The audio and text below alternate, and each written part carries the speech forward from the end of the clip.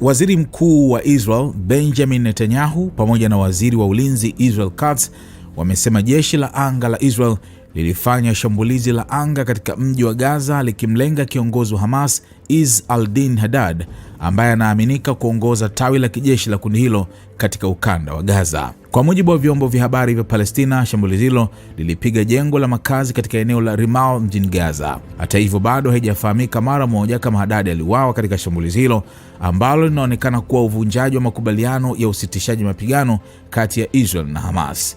Israel imekuwa ikitetea mashambulizi ya aina hiyo kwa madai kuwa watu wanaolengwa huwa wanatoa tishio la moja kwa moja kwa wanajeshi wake. Katika taarifa pamoja, Netanyahu na Katz walithibitisha kuwa wao binafsi waliagiza operesheni hiyo dhidi ya Haddad, wakimtaja kuwa mmoja wa wapangaji wa mauaji ya Oktoba 7. Viongozi hao wawili walimshutumu Haddad kwa kuhusika katika mauaji, utekaji na madhara dhidi ya maelfu ya raia wa Israel pamoja na wanajeshi wa IDF. Pia walidai kuwa alikuwa akisimamia kushikiliwa kwa mateka wa Israel ndani ya Gaza na kuongoza mashambulizi dhidi ya vikosi vya Israel. Netanyahu na Katz waliendelea kudai kuwa Haddad alikuwa amekataa pendekezo lililoungwa mkono na Marekani chini ya uongozi wa Rais wa Marekani Donald Trump lililolenga kuinyang'anya Hamas silaha na kufanya ukanda wa Gaza kutokuwa na jeshi. IDF na Shin Bet wanatekeleza kikamilifu sera ya serikali ya kutokubali vitisho na kuondoa maadui wetu kabla hawajatekeleza mashambulizi yao, taarifa hiyo ilisema. Huu ni ujumbe wa wazi kwa wauaji wote wanaotaka maisha yetu.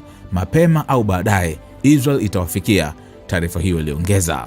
Jeshi la ulinzi la Israel IDF halikuwa limetoa maoni rasmi kuhusu shambulizi hilo hadi wakati wa taarifa hii. Hata hivyo, afisa mmoja mwandamizi wa usalama wa Israel aliwaambia waandishi wa habari kuwa kuna dalili za awali zinazoonyesha kwamba Haddad huenda aliuawa katika operesheni hiyo.